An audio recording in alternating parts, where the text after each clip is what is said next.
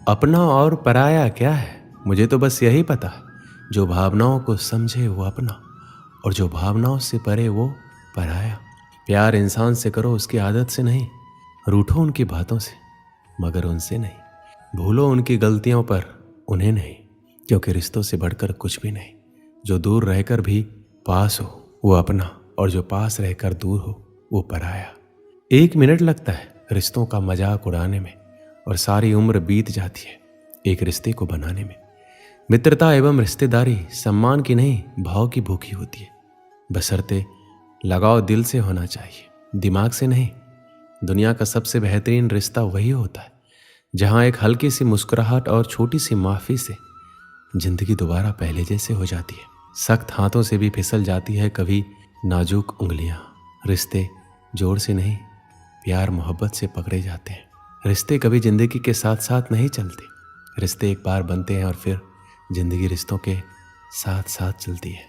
रिश्तों में अपनेपन की भावना के खातिर ही व्यक्ति एक दूसरे पर मर मिटने तक को तैयार हो जाते हैं। एक माँ के अंदर प्रारंभ से ही अपने बच्चे के प्रति बेहद अपनेपन की भावना कायम हो जाती है।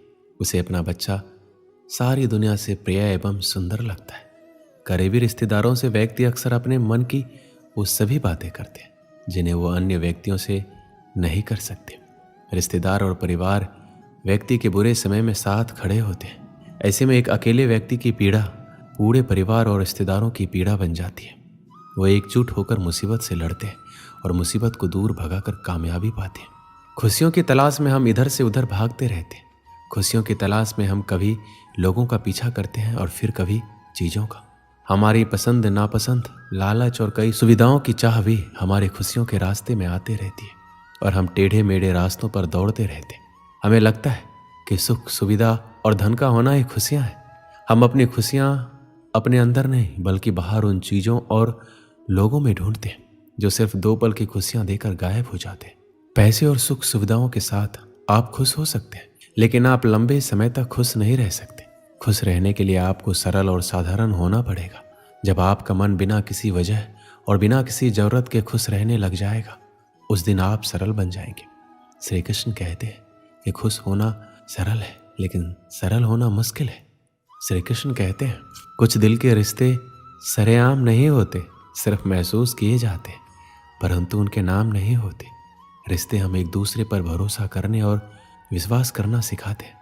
जब हमें खुद पर भरोसा होता है तो हम अपने जीवन में हर मुश्किल का सामना कर सकते हैं और हर कुछ पा सकते हैं और अपने सपनों को हासिल कर सकते हैं। हमारे रिश्तों को याद रखना महत्वपूर्ण है क्योंकि वो हमें जोड़े रखते हैं और हमें अलग होने से रोकते हैं। किसी भी रिश्ते में, जैसे कि आपकी बहन, भाई, माता पिता और रिश्तेदारों के साथ, रिश्तों को मजबूत बनाना चाहिए। हमें हरदम एकजुट रहना चाहिए ताकि हम मुश्किल हालात में हार ना माने। एक रिश्ते में दुनिया आती जाती रहती है, फिर भी दोस्ती दिलों को मिला देती है। वो दोस्ती ही क्या जिसमें नाराजगी ना हो, पर सच्ची दोस्ती दोस्तों को मना ही लेती है। अंत का जश्न मनाए क्योंकि वो नई शुरुआत से पहले होते हैं। ये एक अच्छा संकेत है। टूटे हुए दिल का होना इसका मतलब है कि हमने किसी चीज के लिए प्रयास किया है। यदि यह तुम्हें नष्ट कर रहा है तो ये प्रेम नहीं है। ये खराब रिश्ता आपको उस समय की तुलना में अधिक अकेलापन महसूस कराएगा जब आप अकेले थे।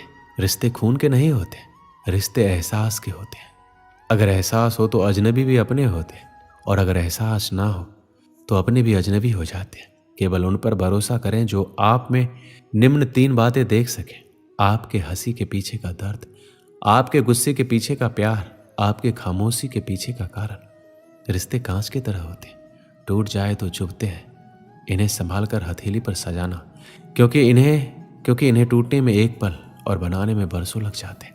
कोशिश करो कि कोई तुमसे ना रूठे, जिंदगी में अपनों का साथ ना छूटे। रिश्ता कोई भी हो, उसे ऐसे निभाओ कि उस रिश्ते की डोर जिंदगी भर ना टूटे। रिश्ते हमेशा तितली जैसे होते हैं, जोर से पकड़ो तो मर जाते हैं, छोड़ दो तो उड़ जाते हैं। अगर प्यार से पकड़ो तो अपना रंग छोड़ जाते हैं। किसी भी रिश्ते को तोड़ने से पहले एक बार अपने आप से जरूर पूछना कि आज तक उस रिश्ते को क्यों निभा रहे थे।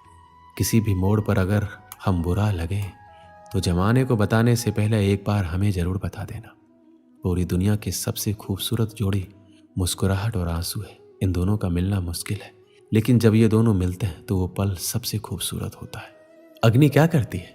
जलाती है, फिर चाहे वो लकड़ी हो, कोयला हो, वस्त्र हो या जो भी आप अग्नि में डालोगे वो भस्म हो जाएगा। किंतु सोना, यदि आप सोने को अग्नि में डालोगे तो वो कुंदन बनकर अपना अस्तित्व निखार लेता है। यदि आप लोहे की ताप दो तो वो फौलाद बन जाता है। क्यों होता है ऐसा? क्योंकि उनके भीतर की अग्नि उनको जलाने वाली अग्नि से अधिक तीक्ष्ण होती है। ये अग्नि है पवित्रता की। यदि आपका निश्चय दृढ़ है, आपके विचार पावन है तो कुंदन बनकर निकलेगा, फौलाद बनकर निखरोगे, भीतर से बल पाओगे और कोई आपके साथ अनिष्ट नहीं कर पाएगा।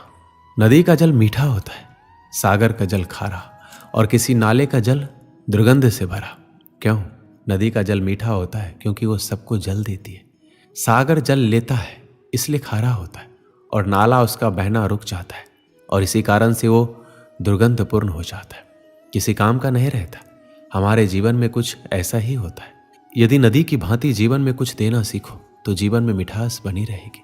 यदि सागर की भांति बांटने के स्थान पर केवल संचय करते रहो तो मन में खटास बढ़ती रहेगी। और यदि नाले की भांति बहना छोड़ दो, कर्म करना छोड़ दो तो किसी काम के नहीं रहोगे। इसलिए बिना किसी विराम के कर्म करते रहो और जो कुछ भी आपके पास है उसे बांटना सीखो। एकलव्य एक निषाद बालक था। वह धनुर्विद्या में प्रवीण होना चाहता था। इसके लिए गुरु द्रोणाचार्य से धनुर्विद्या की शिक्षा प्राप्त करना चाहता था। एक दिन वह गुरु द्रोणाचार्य के पास पहुंचा और अपना शिष्य बना लेने का निवेदन किया। गुरु द्रोण केवल क्षत्रिय राजकुमारों को ही धनुर्विद्या सिखाते थे, इसलिए उन्होंने एकलव्य को धनुर्विद्या सिखाने से मना कर दिया। एकलव्य लौट गया। गुरु द्रोण के द्वारा मना कर देने पर भी उसने धनुर्विद्या को पूरे लगन से सीखने का प्रयास किया। उसने मिट्टी से गुरु द्रोण की प्रतिमा का निर्माण किया और उसे अपना गुरु मानकर धनुर्विद्या का अभ्यास करने लगा। गुरु द्रोण पांडु पुत्र कौरव को धनुर्विद्या की शिक्षा दे रहे थे। एक दिन वो 5 पांडवों को लेकर जंगल में गए। एक कुत्ता भी उसके साथ था। जंगल में जाकर कुत्ता भौंकते हुए एकलव्य के आश्रम में घुस गया। एकलव्य उस समय गुरु द्रोण की प्रतिमा के सामने धनुर्विद्या का अभ्यास कर रहा था। कुत्ते का भौंकना उसका ध्यान भंग करने लगा। उसने बाणों से कुत्ते का मुंह इस प्रकार बंद कर दिया कि कुत्ते को कोई चोट भी नहीं आई। कुत्ता जब गुरु द्रोण और पांडवों के पास पहुंचा तो उसको देखकर दंग रह गए। वो उसके साथ एकलव्य के आश्रम में पहुंचे और उसे गुरु द्रोण की प्रतिमा के सामने धनुर्विद्या का अभ्यास करता हुआ पाया। गुरु द्रोण ने उससे पूछा, क्या कुत्ते का मुंह बाणों द्वारा उसने ही बंद किया है? तो उसने हाथ जोड़कर सिर झुका लिया। गुरु द्रोण उसकी धनुर्विद्या से बहुत प्रभावित हुए और उससे पूछा, तुम्हारा गुरु कौन है? एकलव्य ने गुरु द्रोण का नाम लिया। गुरु द्रोण चकित रह गए। उन्होंने कहा, मैंने तो तुम्हें कभी धनुर्विद्या नहीं सिखाई, तो मैं तुम्हारा गुरु कैसे हुआ? एकलव्य ने उन्हें बताया कि वह निषाद पुत्र है, इसलिए गुरु द्रोण ने उसे धनुर्विद्या की शिक्षा देने से मना कर दिया था। लेकिन वह निराश नहीं हुआ और गुरु द्रोण की प्रतिमा को गुरु मानकर अभ्यास करने लगा।